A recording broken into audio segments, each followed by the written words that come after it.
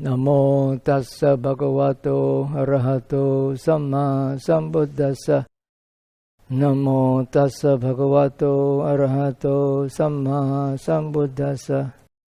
Namo tassa bhagavato arahato samma sambuddhassa.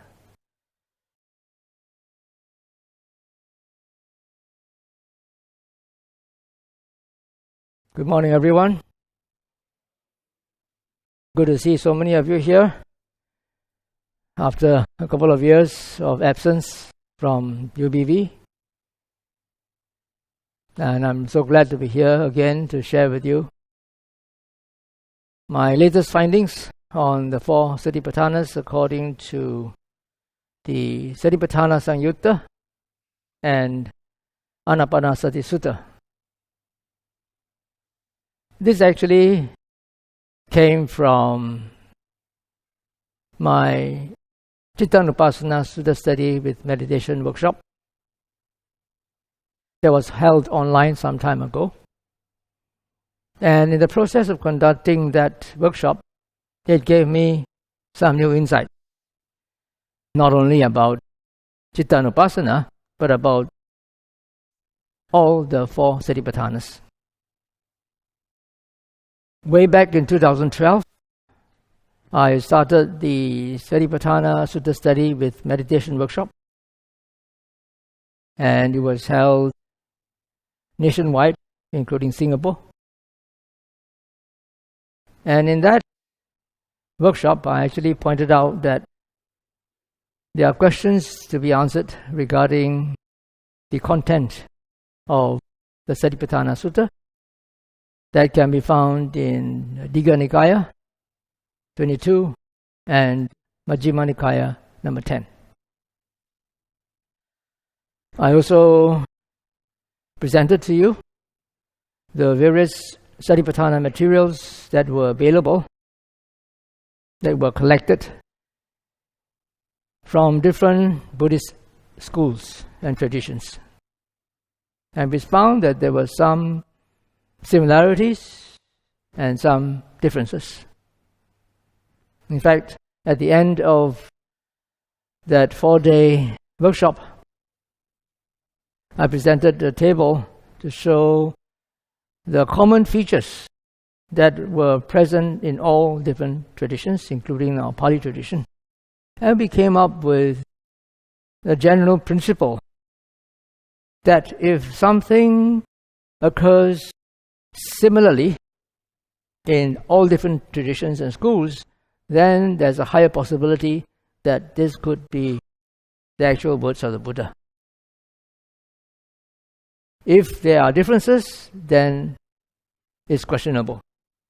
Could be due to some sectarian biases and new ideas that were inserted.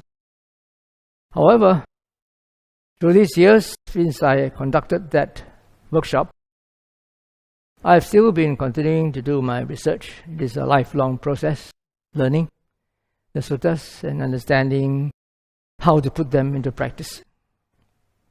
So in the course of conducting this online Cittānupassanā Sutta study with meditation workshop, I got some new insights.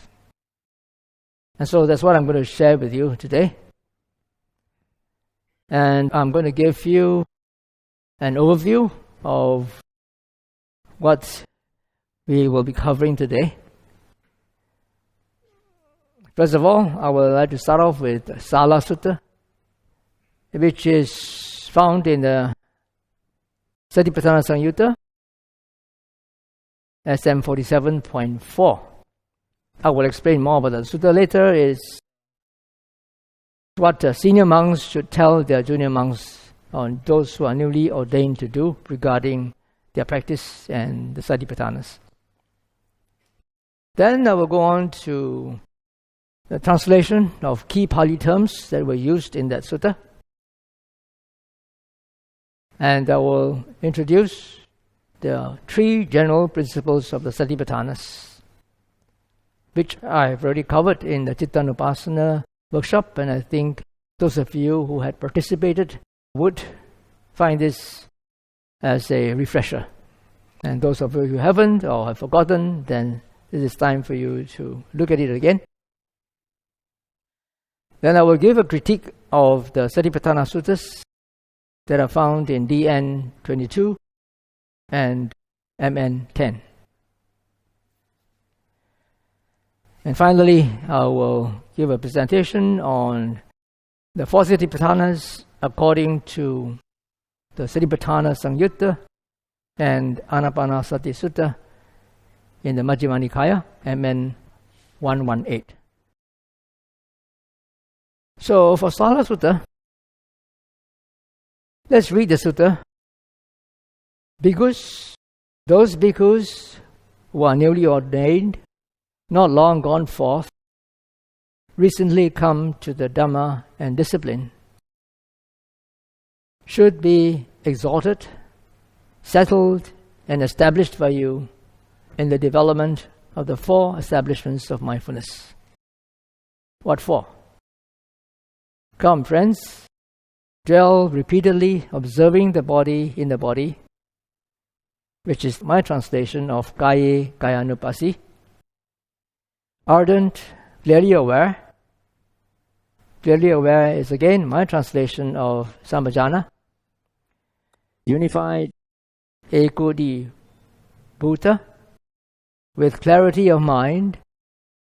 Vipassana citta, composed, samahita, with one placement of mind, ekagga citta, in order to know the body as it really is.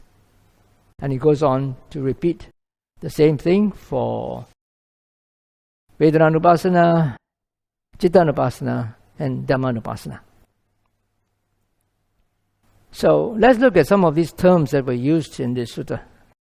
In this sutta, as in all the other suttas in the Satipaṭṭhāna Saṃyutta, no details were given on how to practice each of the four Satipaṭṭhānas. The only details can be found in the Digha Nikāya, DN 22 and MN 10. So these are very important keywords, and although in the Satipaṭṭhāna Saṃyutta there are about 100 suttas, none of them gave any elaborations on how to actually practice the four Satipaṭṭhānas. It's always that same old exhortation.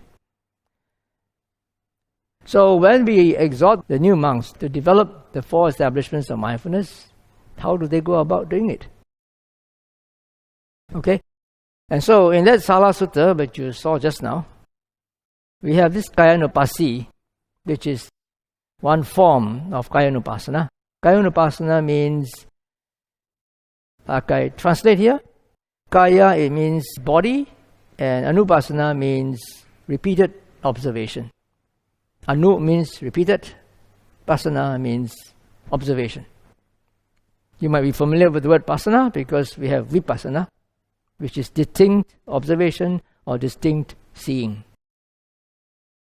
Now, when I was in the process of translating the Satipaṭṭhāna Sutta for my workshop in 2011, before I started the workshop, I was kind of undecided whether I should actually translate it as repeated observation, which is a literal translation, or I should follow what the other translators are using, which is contemplation. But I decided to stick to contemplation for one main reason. And that reason is in DN 22 and MN 10, Kāyānupassanā is divided into 14 exercises. Right? I will go through a list of them afterwards.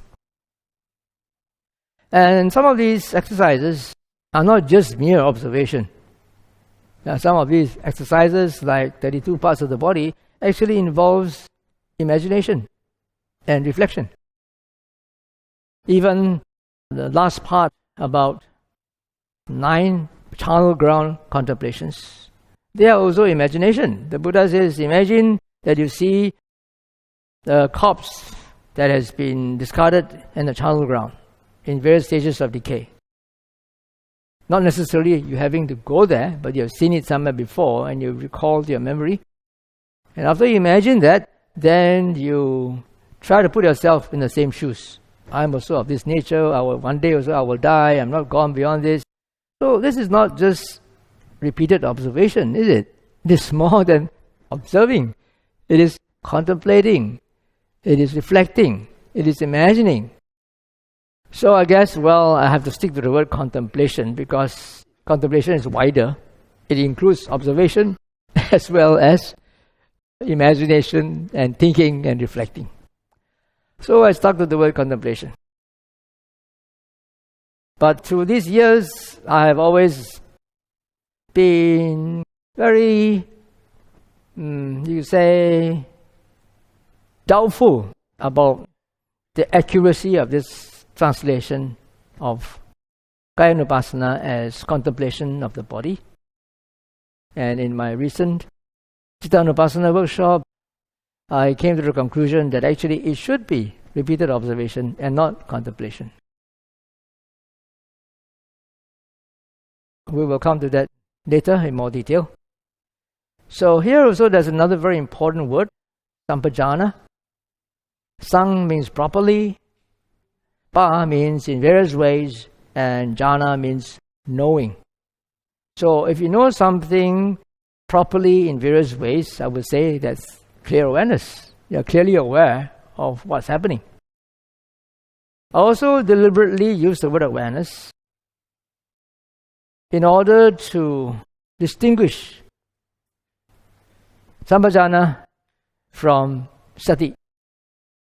Sati is often translated as mindfulness, but many meditation teachers, including me in the past, have tended to use awareness as a synonym for mindfulness, which is kind of misleading. A lot of people get confused, because awareness is such a general word. It just means that you're conscious of something. We can say that your eyes are aware of colors, your ears are aware of sound, your nose is aware of smells, and so forth. But mindfulness does not occur at the five senses. Mindfulness occurs only in the mind, in the sixth sense. So if you want to insist that awareness is mindfulness, yes, you can, with a caveat. Awareness of a past object. It is awareness, all right, but it is awareness of a past object. Whereas the five senses are also aware, but they are only aware of present objects, objects in the here and now.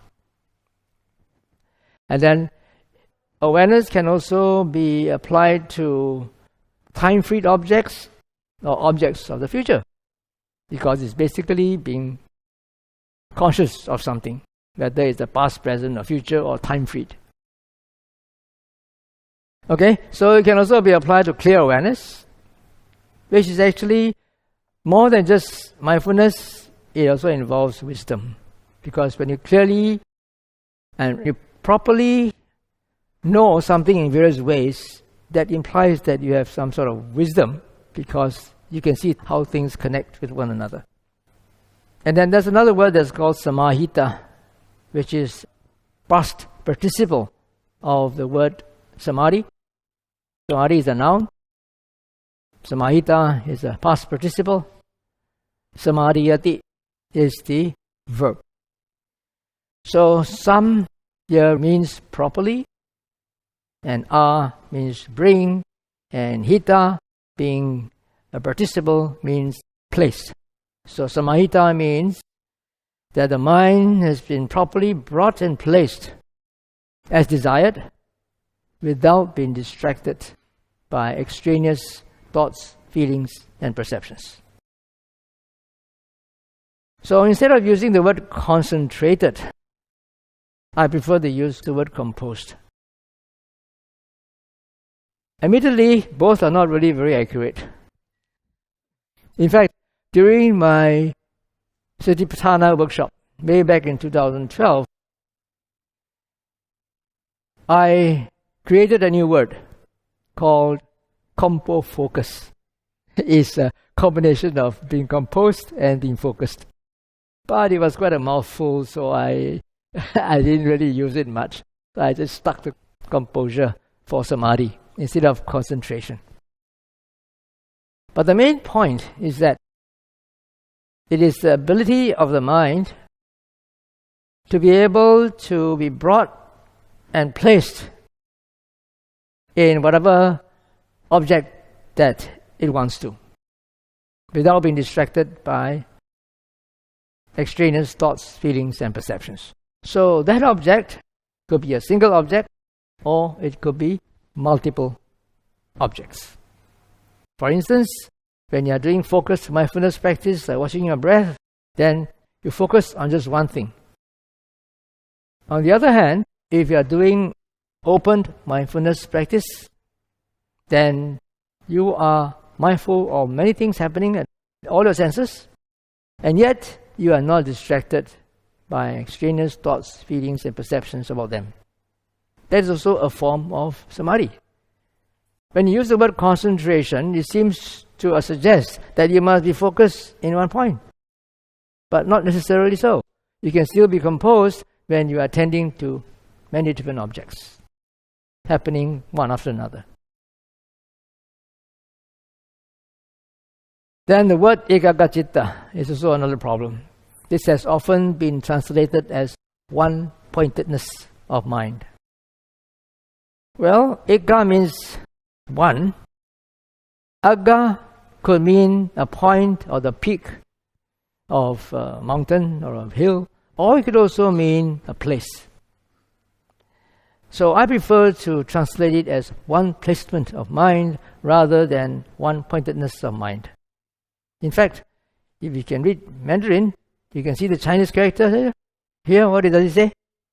Xin yi jing xing. It's actually one placement of mind in Chinese.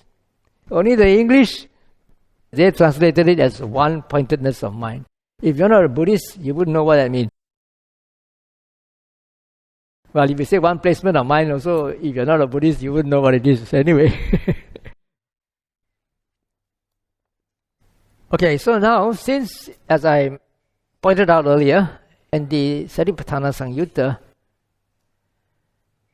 there's repeated exhortation that monks should practice the 4 Satipaṭṭhānas. But there are no details on how to actually put them into practice. So, how do we practice if we've got no details? What do you mean by observing the body in the body, feelings in feelings, mind in mind, or dhammas in dhammas? In fact, that expression has no meaning in English. If you are not a Buddhist, I don't know what it means. It's completely a mystery. Okay, so now, before we go into the details of how to practice, there are actually 3 general principles that are applicable to all the 4 Satipaṭṭhānas that can be found in the Suttas. In Digha Nikaya and Majjhima Nikaya, DN 22 and MN 10, these are all incorporated into each of the 4 Satipaṭṭhānas, as though that these are mandatory for all. But the Suttas show otherwise. So what are these 3 general principles?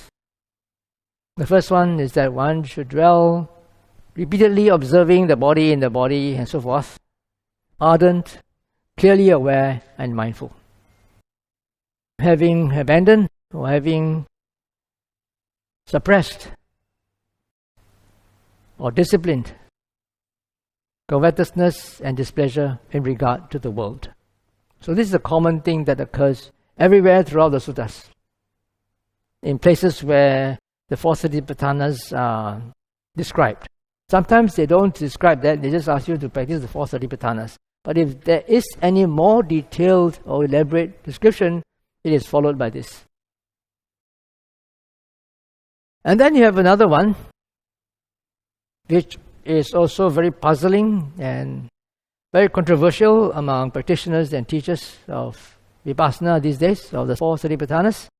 And that is to repeatedly observe the body in the body, feelings in feelings, etc., internally, externally, or both internally and externally. So again, there's this debate whether internally and externally means actually internally and externally, whether you're reading other people's minds, repeatedly observing other people's feelings and so forth, or other people's breath or body. Now, this, unlike the first general principle, cannot be found anywhere else in the suttas except in Bhikkhu Sutta, SN 47.3. It is found in DN 22 and MN 10, of course, because that is a composite. They take the best of everything and they put everything inside there. But we shall look at the context of this second principle later in more detail. And finally, there is the nature of origination, vanishing, or both the nature of origination and vanishing of the 4 objects of the establishments of mindfulness. The nature of origination of the body, feelings, the mind, and dhammas. And not only origination, but also the vanishing and both. This can be found in Vibhaṅga Sutta. It only occurs once, but it has been copied and pasted into the DN22 and MN10 as though it's something that is universally to be practiced. But perhaps there's some truth in that. We shall come to that later.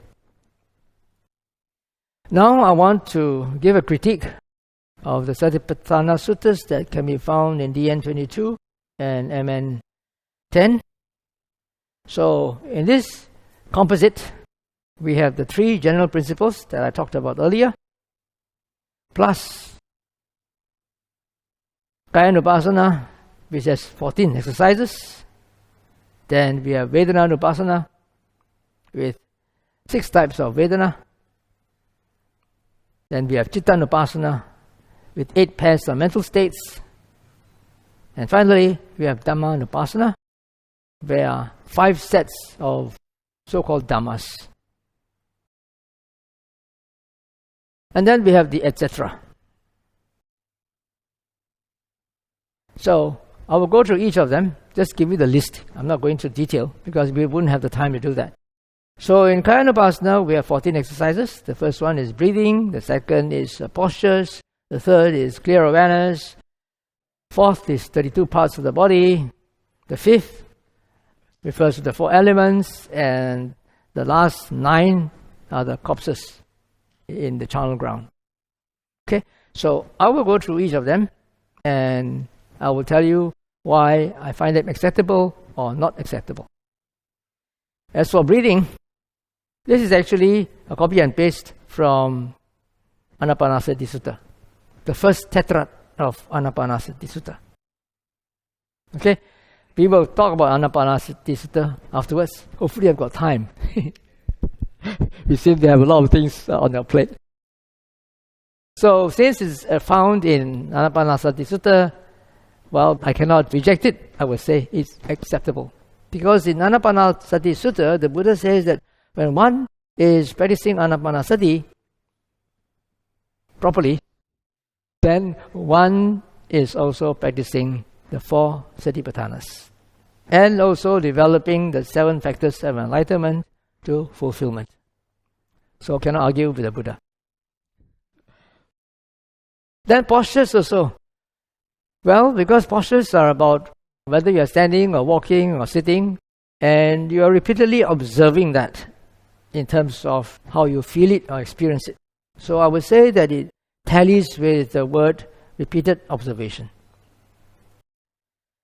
Clear awareness also, you can say that is acceptable because right in the beginning, we have this general formula, the first general principle that is applicable to all. So, it is, of course, acceptable. But what is strange is that why is there clear awareness specifically mentioned only for Kāyānupassanā and not for Vedanānupassanā, not for Cittānupassanā, not for Dhammānupassanā? Why is it left out? Why is it so special? So let's look at this, why it is so. This actually comes from Sati Sutta. In the Satipaṭṭhāna Saṃyutta, there are two Sati Suttas. The first one is Sutta number 2, right in the beginning, and the last one is 35 towards the end. Now, both of these suttas start with the same beginning. There, the Buddha addressed the monks saying, Bhikkhus, a bhikkhu should dwell mindful and clearly aware. This is our instruction to you. And how bhikkhus? Is a bhikkhu mindful. Here bhikkhus, a bhikkhu dwells repeatedly observing the body in the body, ardent, clearly aware, mindful, and so on and so forth. That's the first general principle.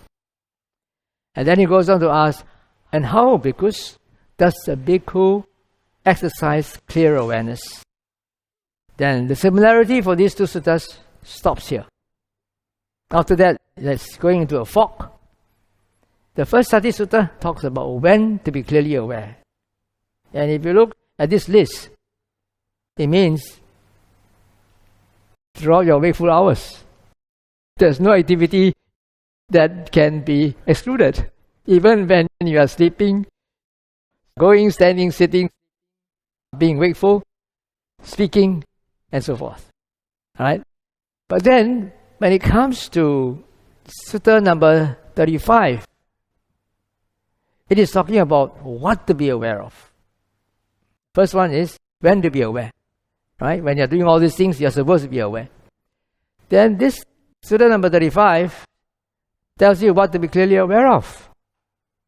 And it says you're supposed to be clearly aware of feelings, thoughts, and perceptions as they arise, persist, and go away. So, many meditation teachers tend to interpret clear awareness to apply only to physical activity. But actually, the first sutta, SN 47.2, it's not only telling you what to be clearly aware of, it's telling you when to be clearly aware of. How does a bhikkhu exercise clear awareness? He asks how, but he just tells you when. You know, when you're doing this, you're supposed to be doing it with clear awareness. But how? So, actually, it's not just being aware of the physical sensations that are happening in your body during all this physical activity, but it is also to be aware, to be mindful of what's happening to the mind. You know, what sort of feelings or intentions or perceptions do you have while you are carrying out all these physical activities? Right? That's why it is questionable. Why clear awareness is only applicable to Kāyānupassanā in DN 22 and MN 10. And why not to the others? If you look at this list, feelings can be under Vedanānupassanā, no? Right? Thoughts and perceptions can be under Cittānupassanā. So why is this not found there? So this is also another clue for us to suspect that this DN22 and MN10 are not the actual words of the Buddha, but it's a compilation from various suttas. They compile all together like an album, Best of the Beatles. You put everything all together into one. So we turn to this clear awareness, and although I would accept it as part of Kāyānupassanā, I also question why it is not found in the other Ānāpānassati, since it's supposed to be common in all of them. It's the first general principle. And now we come to the last three types. One is 32 parts of the body, then you have the 4 elements, and you have the 9 corpses. Now, these are all actually reflections, right? You imagine the 32 parts of the body, you close your eyes and imagine, your head hair, your body hair, your bones, your bone marrow, your lungs, and so forth. Yeah, and then you're also supposed to look at them from the perspective of being disgustful. So it involves a lot of imagination and reflection. This is not just repeated observation. So, for the 4 elements also, it's the same thing. They use the word reflection. The monk is supposed to reflect that however the body is being disposed, it comprises the earth element, the water element, the wind element, and the fire element. So this again is like you are using your mind to analyze the sensations that you have in the body. For example, you're sitting there, you're listening to me. You're aware of the sense of being seated, aren't you? You know you're seated.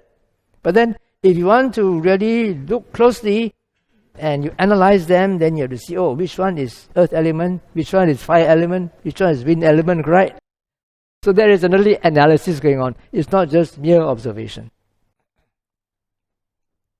And of course, the 9 corpses, I already told you, it's all imagination. You imagine that you see these corpses in various stages of decomposition, of decay, in the charnel ground, and then you put yourself in the same position. I will eventually become like that. I'm not free from this. Right? So, this is unacceptable. This does not tally with the word anupassana or repeated observation at all. It's more than just that. Okay, so now let's go on to Vedanānupassanā. There are 6 types of Vedana. Actually, it's very easy. Basically, we can actually divide that into 2. One is worldly, and the other one is non-worldly. Worldly, pleasant, unpleasant, and neutral feelings. Now, when we use the word feelings in Pāli, it's Vedana. It is not like the English word feelings, which has a very wide connotation. It could mean, like for example, I feel that this guy is not an honest fellow. I feel that this project wouldn't work. That sort of feeling implies that it's a hunch, that there's some interpretation, there's some perception going on. But we're not talking about those sorts of feelings. We are talking about very rudimentary feelings of whether it's pleasant, unpleasant, or it's neutral. That's all. Nothing more than that.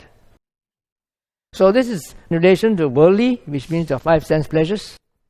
And then non-worldly means spiritual. When you are doing meditation and then you get nice, pleasant feelings, that is another type of feeling. So here you just observe them, whatever they are. I have no objections to that. I think this is quite okay. It can be part of Vedanānupassanā. But it may not really be necessary to separate them into worldly or non-worldly. Feelings are just feelings. Well, it's pleasant, unpleasant, or it's neutral, that's all.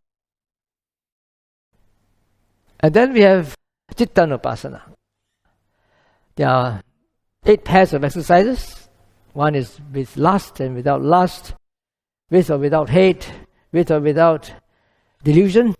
Then whether it's constricted or distracted, whether it's exalted or not exalted, whether it's surpassable or not surpassable, whether it's composed or not, whether it's liberated or not. I've dealt in detail with this in my Cittānupassanā workshop, so I'm not going through in details anymore. I'm just going to say that all these 8 pairs are used in the suttas mostly in the context of reading other people's minds. More than 90% of the time, it is used in that context. So here, if it's just about observing your own minds, you don't have to stick to these 8 pairs only, because the mind has an infinite range of mental states. It will differ from person to person. And you don't even have to categorize them in these 8 pairs. So I find that this is not really acceptable, because this is only for people who can read other people's minds. So if you cannot read other people's mind, it means that you cannot do Cittānupassanā. Right? So it's very exclusive. And then we come to Dhammānupassanā. There are 5 sets that I mentioned in DN 22 and MN 10. The 5 hindrances, the 5 aggregates, the 6 internal and external sense bases, the 7 awakening factors, and the 4 noble truths. In DN 22, the 4 noble truth is further elaborated, very, very detailed. I think most of them were imported from Satya Vibhaṅga. Now, this is not consistent with the nature of Dhammānupassanā that can be found in Majjhima Nikāya 118, which is Ānāpānassati Sutta.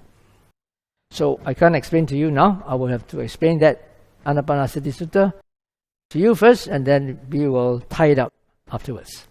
So I find that since this is not consistent, does not tally with the nature of Dhammānupassanā as detailed by the Buddha in Ānāpānassati Sutta, this is not acceptable. Because nowhere else did the Buddha give any details of the nature of Dhammānupassanā except in Ānāpānassati Sutta, MN 118. Now, remember I said there was 3 general principles plus the 4 Anupassanas, and finally each of the Anupassana has a closing. And that is, mindfulness is established merely for knowledge and continued mindfulness that there is a body, or there are feelings, there is a mind, there are dhammas. So this is very much in line with Anupassana concept of repeated observation, because here we don't analyze into anything, right? Body is just body. That's what you're supposed to do. Repeatedly observe the body in the body. Feelings is just feelings. The mind is just the mind. Correct?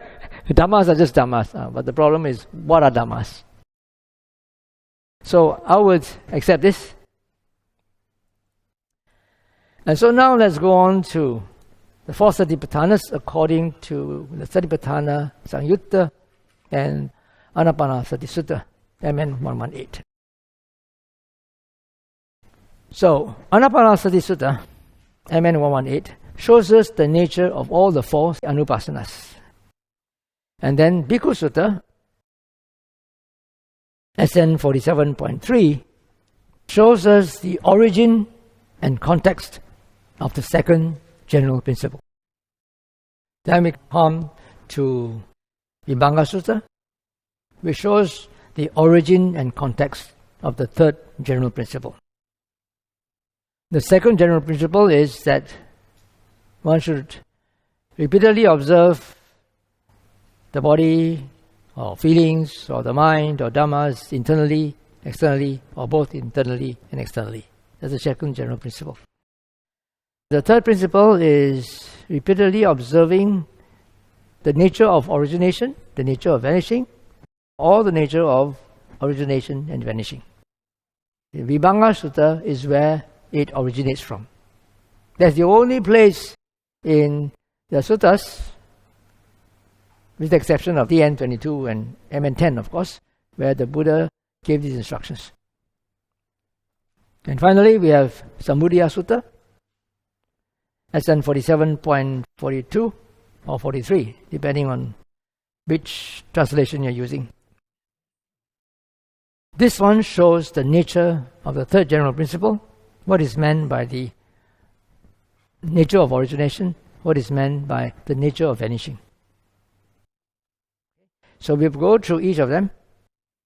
First, we will go to Ānāpānassati Sutta, and it shows us the nature of the Anupassanas. So as you all know, there are 4 tetrads in Ānāpānassati Sutta.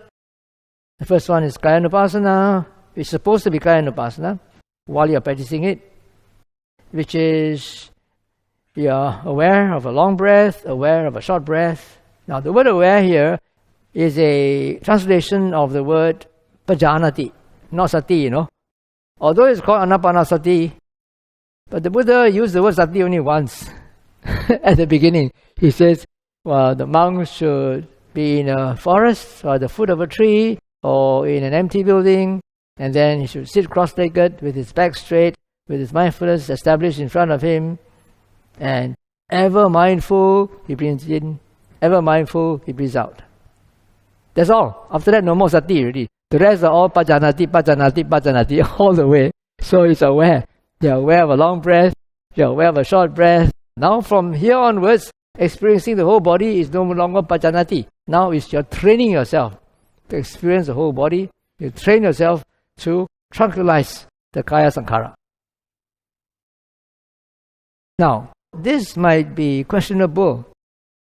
I thought anupassana means repeated observation. But here you are training the mind to experience the whole body. You are training the mind to tranquilize the kaya sankhara, which is the breath. This is more than just repeated observation, isn't it? 改了了, there's extra ingredient. Well, the way I interpret it is this. The Buddha says that while you are doing Ānāpānassati, then you are also practicing Kāyānupassanā. It doesn't mean that Kāyānupassanā is Ānāpānassati. Well, when you are aware of the long breath, you are actually repeatedly observing the breath, right? You are repeatedly observing the breath in order to know whether it's long or short.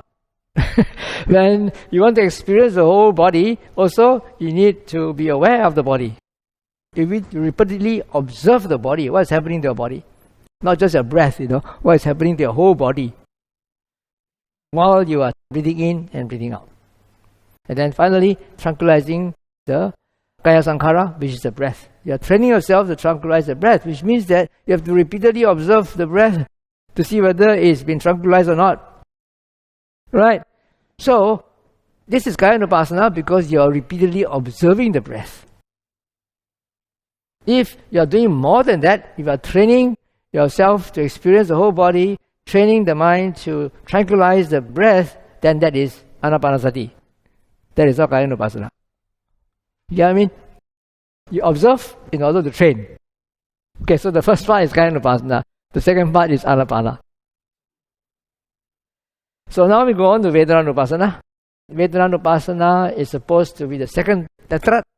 Here we have experiencing rapture, experiencing happiness, experiencing citta sankhara, and tranquilizing citta sankhara. Again, all these are training, From the third list onward, from the top, we have awareness of long breath, short breath, there's two already. Then the third one is experiencing whole body. From there onwards until the end, it's no longer pajanati. It's no longer awareness. It's all training. Training the mind to experience rapture, training the mind to experience happiness, and so forth. Okay, so Vedana, as I said earlier, is just pleasant, unpleasant, or neutral, right? So here, rapture is by definition a mental state. It is not feeling. But rapture is accompanied by feeling. So, while you are training your mind to experience rapture, you are observing the feeling in there. Right? Happiness, of course, sukha vedana. It is a form of feeling. And citta sankhara here refers to feeling and perception. So, of course, we are doing Vedanānupassanā. Vedanānupassanā means you're observing the feelings, not observing the perception. Right? But while you are trying to experience the feeling and perception, when you are experiencing or looking at the feeling, that is Vedanānupassanā. When you are looking at the perception, that's different. That's not Vedanānupassanā. And then we have Cittānupassanā, which is also training the mind to experience the citta, training the mind to gladden the citta, and training the mind to compose the citta and to liberate the citta. So what is the citta? The citta is the totality of our mental makeup. Whatever happens in the mind. Right?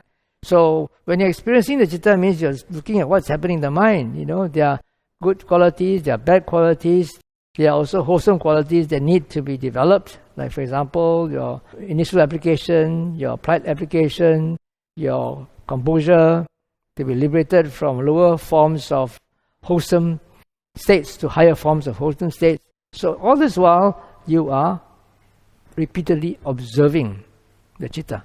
That's why it's called Cittānupassanā. But if you are training yourself to experience all these things, that is called Ānāpānassati. That. Now, this is the very important part, Dhammānupassanā.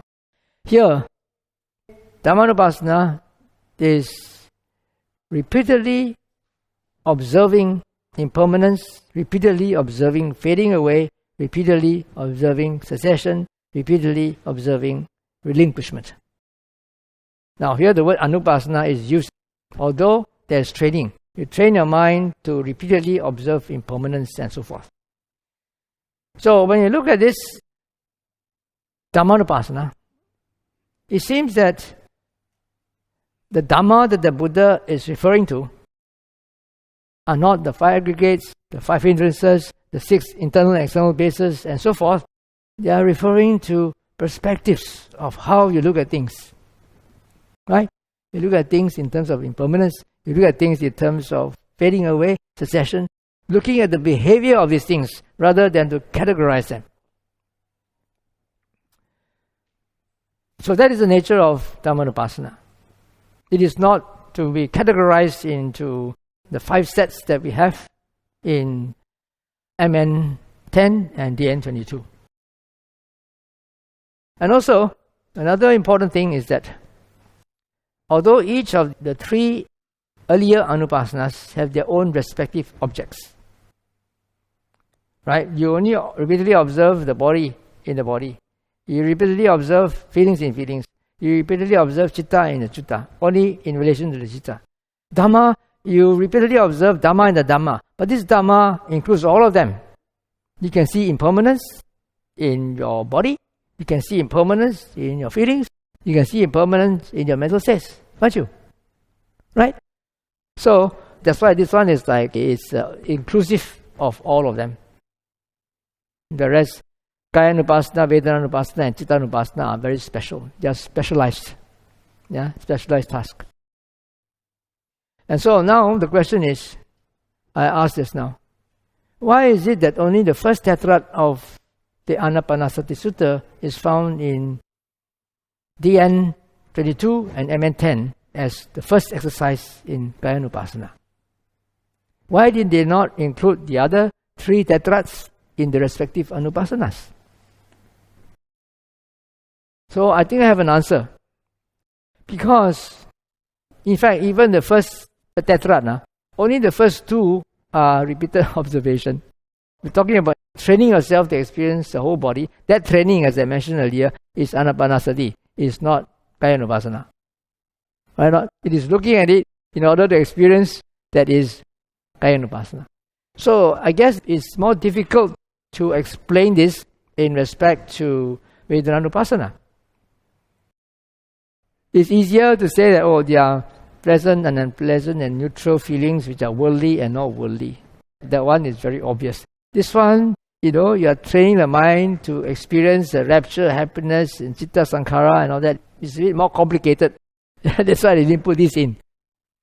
That could be a possible reason. But it's questionable. Why only in Kāyānupassanā and not in the rest?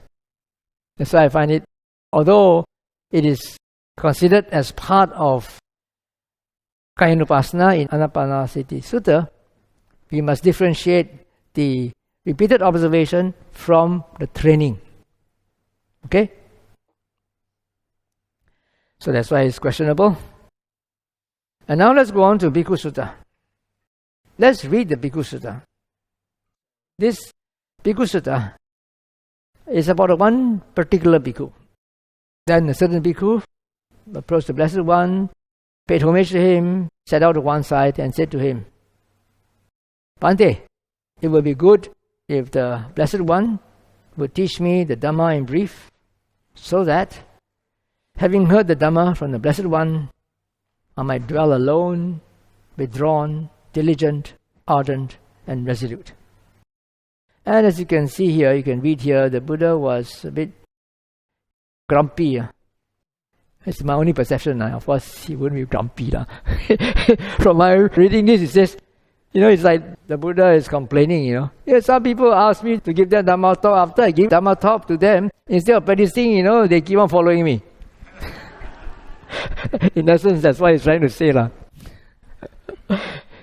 It is in just such a way that some foolish persons here make requests of me, but when the Dhamma has been spoken to them, they think only of following me around without actually practicing.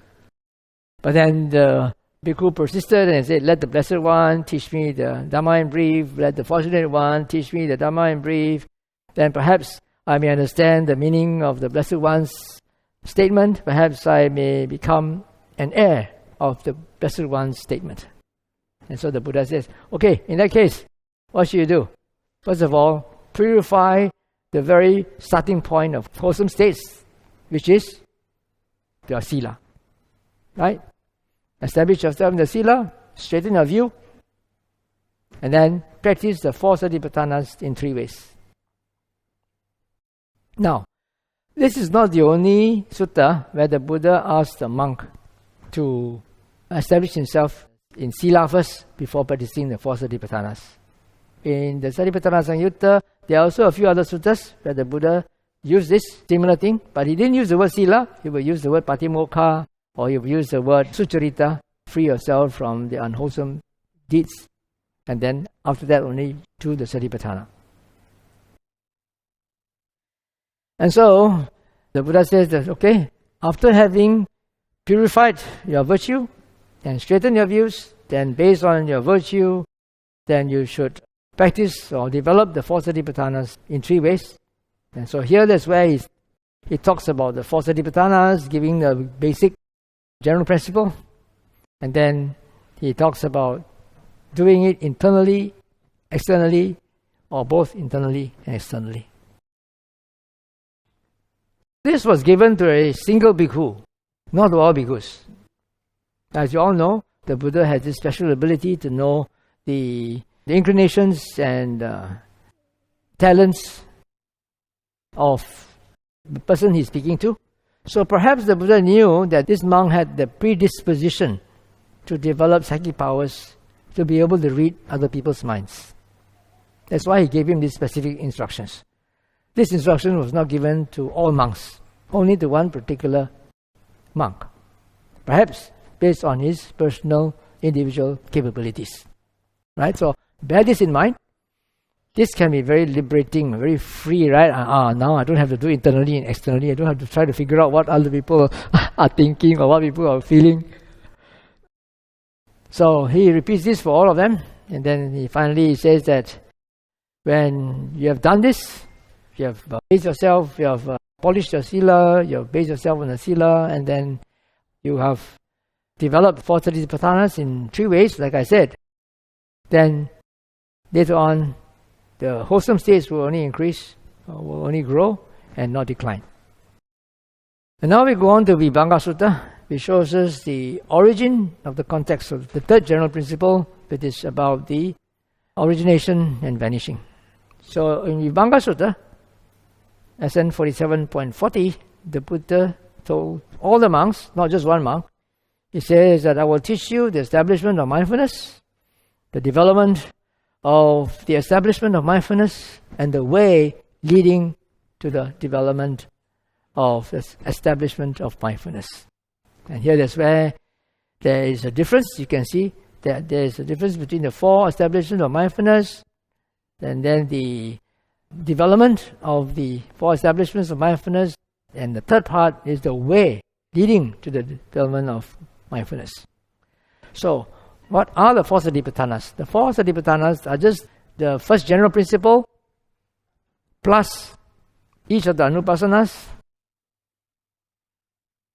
Full stop. That's all. You never go to any more details. That is establishment of mindfulness. Satipaṭṭhāna means the first general principle plus the Ānāpānassati. No internally, no externally, no origination, and no vanishing yet. Then it comes to the development of the establishment of mindfulness. This is called Satipaṭṭhāna Bhavana. The first one was just Satipaṭṭhāna. This is Satipaṭṭhāna Bhavana. And this is where the Buddha says, a bhikkhu dwells repeatedly observing the nature of origination in the body, the nature of vanishing in the body, the nature of origination and vanishing in the body. This is called Satipaṭṭhāna Bhavana. Right? Satipaṭṭhāna is just first general principle plus the Anupassanas.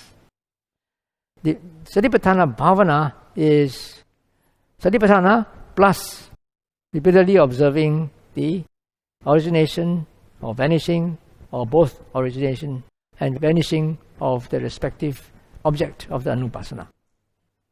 Okay, and then finally we come to the way leading to the development of the establishment of mindfulness. This is the Noble Eightfold Path. So everything is very holistic. Now it's all connected, You cannot just do the Satipaṭṭhāna in isolation. You want to develop the Satipaṭṭhāna, the way that leads to the development of the Satipaṭṭhāna, you got to walk the Noble Eightfold Path. Right? Because the four Satipaṭṭhānas is just one factor of the Noble Eightfold Path, which is number 7. Okay, so now let's go on to the next one, the Samudaya Sutta, SN 47.42.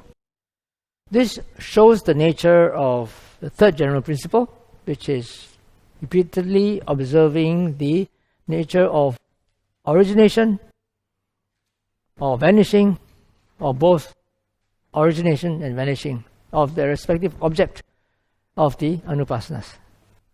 So let's read this sutta. And what bhikkhus is the origination of the body?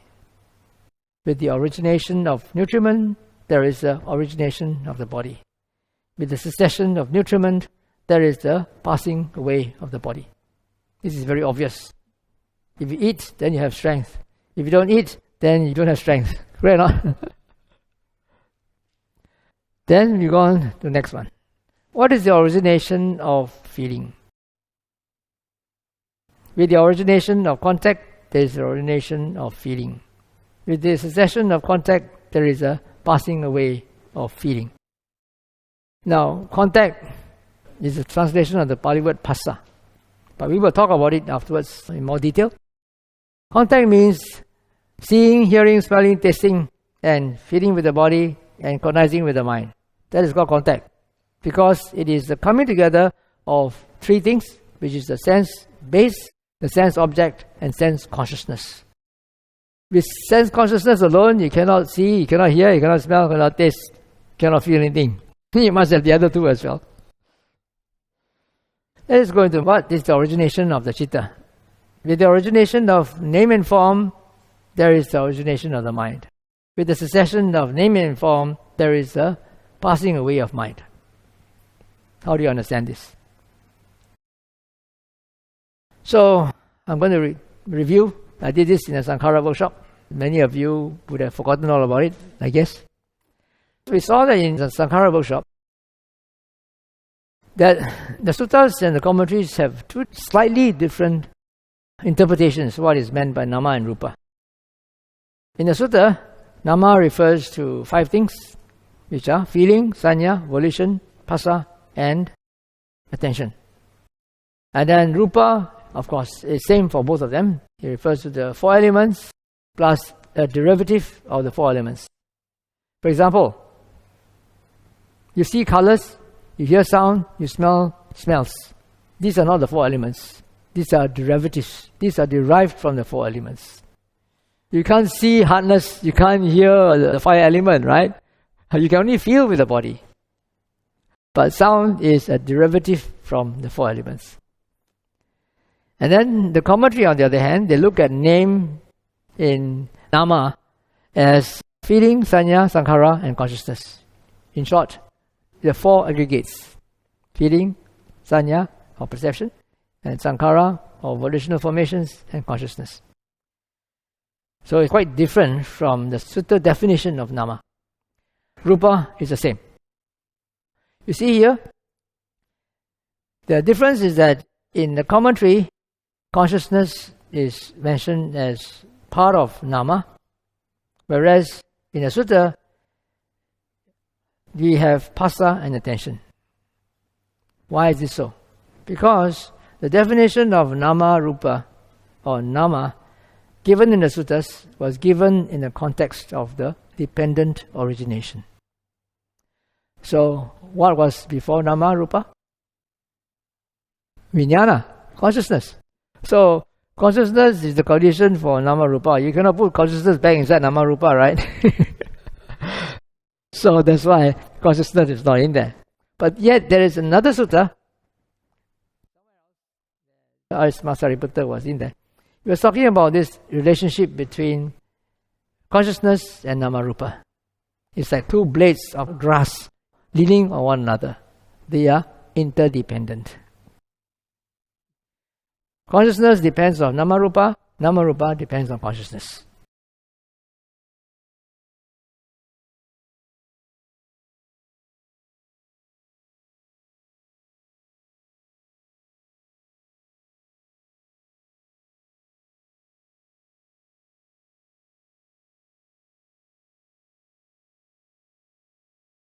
So, what is phassa? I said contact just now, right? I told you that phassa is actually the coming together of three things, which is the sense base, the sense object, sense consciousness. Without any one of these, there cannot be any sense experience.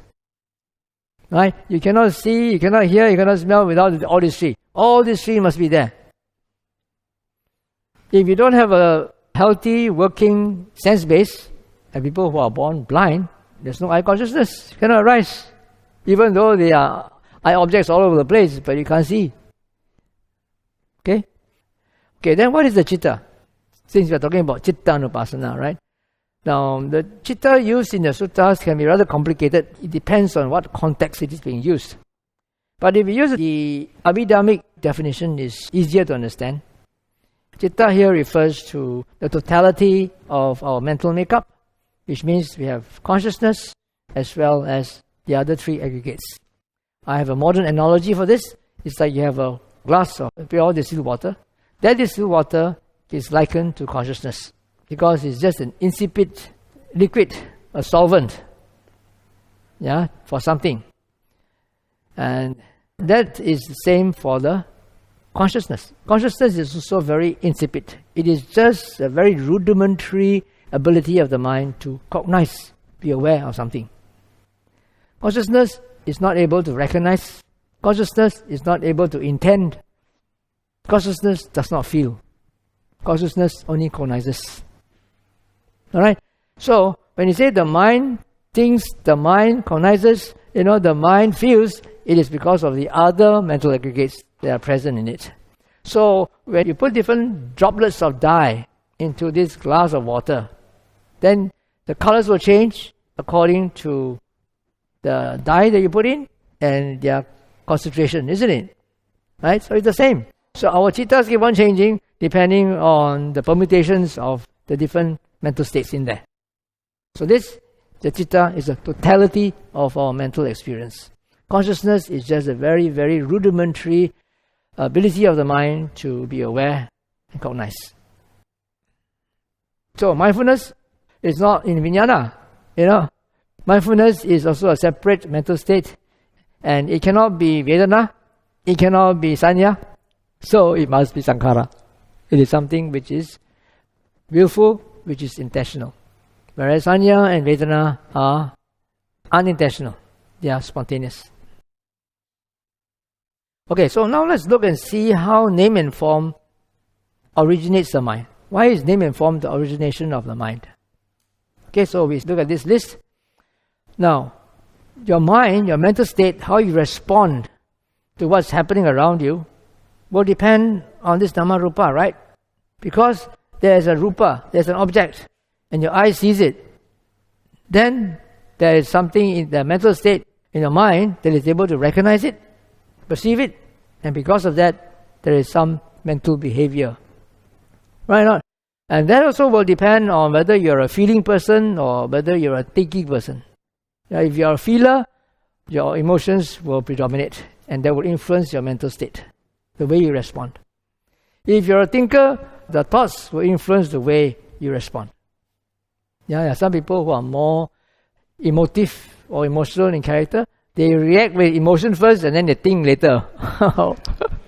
Some people who are very, very, very rational people, they reason out things first and then they have emotions later.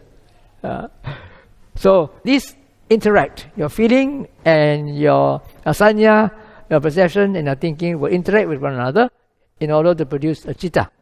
And that citta is the totality of your mental experience. Right? So it's the same also, volition. Volition also is influenced by your feeling, by your thinking. Right? And phassa, of course, is indispensable. Without sense experience, what is there to feel? Without sense experience, there is no mind.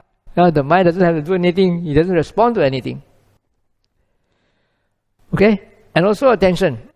So attention will also influence the way your mind responds to what's happening. Say you are practicing open mindfulness. I always tell people that the best place to practice open mindfulness is to go to a mall or to go to a railway station or a bus station. You sit there, with the eyes open and just watch what's happening in your mind. So, you pay attention to just the five senses, and then if any reactions arising in your mind, any judgments of people and so forth, you just observe, let go, come back, observe, let go, come back. If you don't pay attention to all these extraneous thoughts, feelings and perceptions, then you won't get carried away.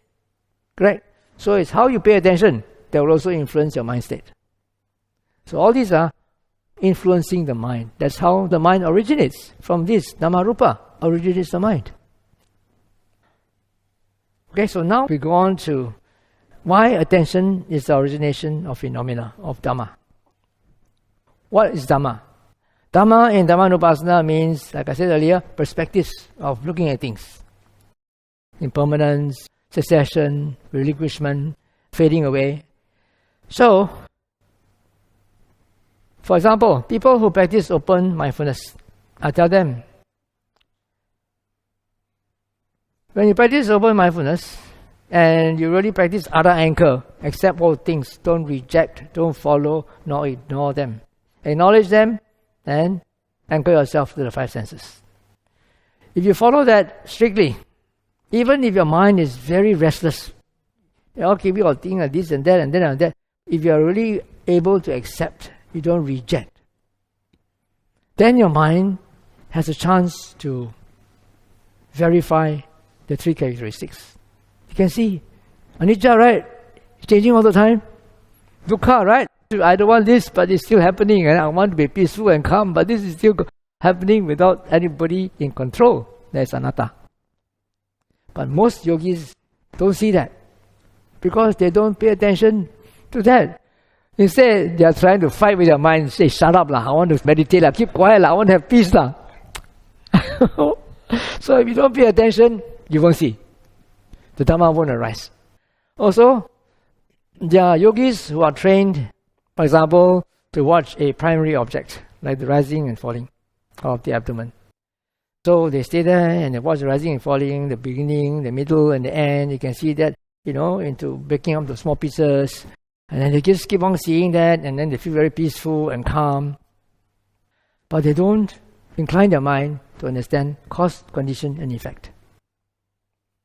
If you don't incline, you won't see. You won't see. You'll just be content with that. Even people who are doing open mindfulness practice, ask them, Ada anchor, free and easy, touch and go. Just see and touch and go. Don't go and think too much. Okay? If you don't incline your mind to understand or verify cause, condition and effect, then you just feel nice and calm. No thoughts, just being aware of things coming and going, coming and going, coming and going, not reacting to them. It's nice and peaceful and calm.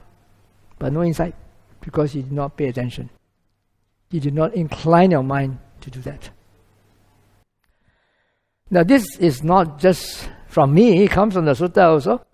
In the sutta, the Buddha says there are several ways of getting rid of the cankers or the taints. And he talks about people going to the jhanas. And then when one is the third jhana or fourth jhana or first, second or third, fourth, any of these jhanas,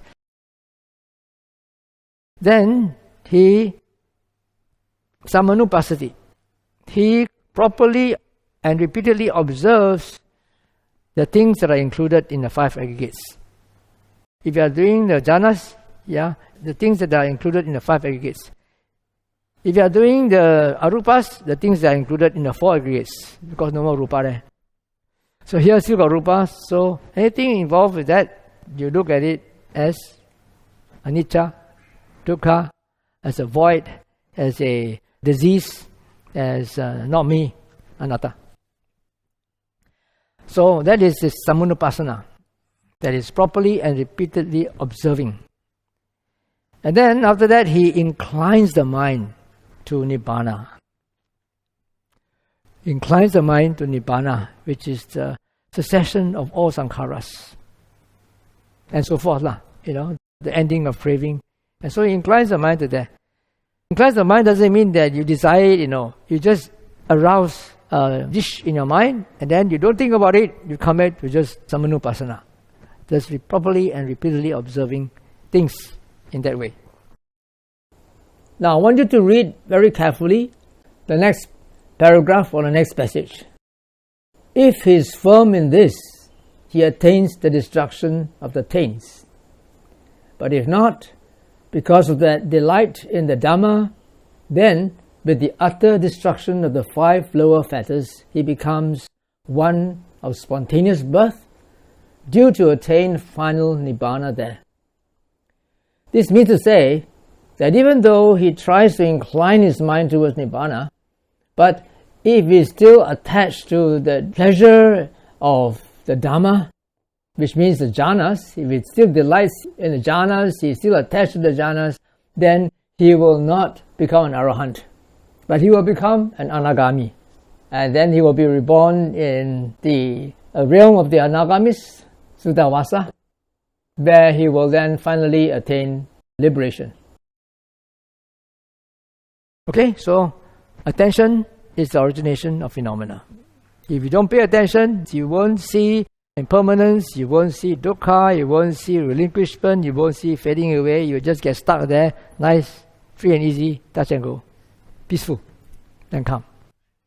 Okay, so that's why in the Dhammānupassanā we have this impermanence, fading away, cessation, relinquishment. You must train your mind to observe these things, to incline your mind to do so. And then finally we have this Vibhaṅga Sutta again, we come back to here, and it talks about the 4 Satipaṭṭhānas, and then the Satipaṭṭhāna Bhavana, and the way leading to Satipaṭṭhāna Bhavana.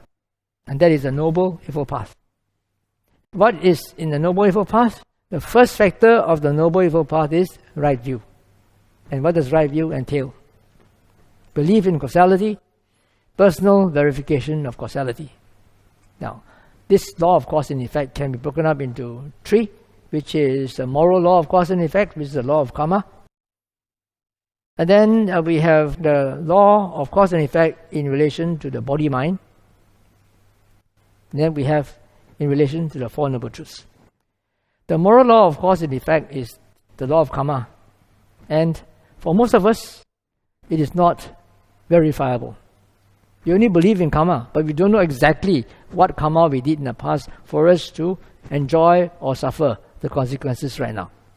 It's only a belief. It's not really something that you can verify. Body-mind can.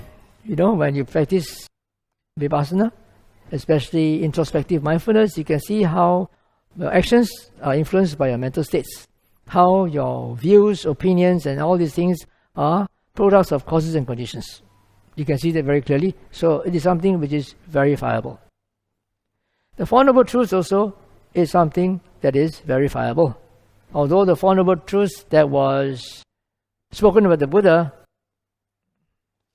was in relation to something ultimate, the total cessation of all suffering, becoming an arahant.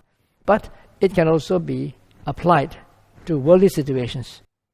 Whenever you are suffering, if you are following the Noble Eightfold Path, ask yourself why, you will see that the cause of our suffering is desire, clinging, attachment. Very simple. That's the most common suffering that people have. Clinging to expectations of how people should behave. Right? and people don't behave the way you want them to, what happens? Who suffers? You suffer and the other person will suffer. So suffering stems from attachment, desire. If you're able to look at that within yourself repeatedly, then one day the wisdom will just arise. Ayya, why so stupid? Huh? Stop expecting lah, let finish lah. Right? Somebody you've been living for 20 years, untidy fellow, every day you scold him, or scold her, ask him to tidy up. He has not been doing it for 20 years, you still want to continue, meh? Is it easier to accept him for what he is? Better for you to lower your standard of tidiness. Okay, now for the body mind, you can verify of yourself, the three characteristics of impermanence, suffering, and not self, even at the very rudimentary state of composure, when you are able to watch your restlessness, objectively, without trying to push them away, without following them. Then you also can see the three characteristics. So this is very important. So finally, I want to conclude that most of the exercises in DN 22 and MN 10, they do not tally with the prevalent meaning and usage of the word Ānāpānassati in the Suttas. The word Ānāpānassati literally means repeated observation. As I pointed out, many of the exercises in Kāyānupassanā involve imagination, reflection. They are not just mere observation. And also in Cittānupassanā, that those 8 pairs are for people who can read other people's minds, not for people who can't. Okay? And secondly, it is not necessary to practice internally or externally or both, because this was the instruction given to a particular monk. This is not a general instruction given to everybody. So if you have the ability to read other people's mind, then do this. Right? But having said that, one can extrapolate based on one's own experience. Correct? You can see the body language of people, you can hear the tone of their voice, you can listen to the language they are using, and then we can sort of deduce that this person is angry, or this person is lustful, or this person is up to tricks, is not honest. Correct or not? Yeah, so we can also do that, but not in a direct experiential way. It is through inference. This should also be done. Finally, the 4 Satipaṭṭhānas can be practiced according to the Satipaṭṭhāna Saṃyutta and Majjhima Nikaya 118 Ānāpānassati Sutta, without having to recourse to the Satipaṭṭhāna Suttas in DN 22 and MN 10. And we don't even have to take into account the different Satipaṭṭhāna materials that were available in other Buddhist traditions. Because it's very obvious, it's clear-cut. You can practice Satipaṭṭhāna by just following this Satipaṭṭhāna Saṃyutta and Ānāpānassati Sutta.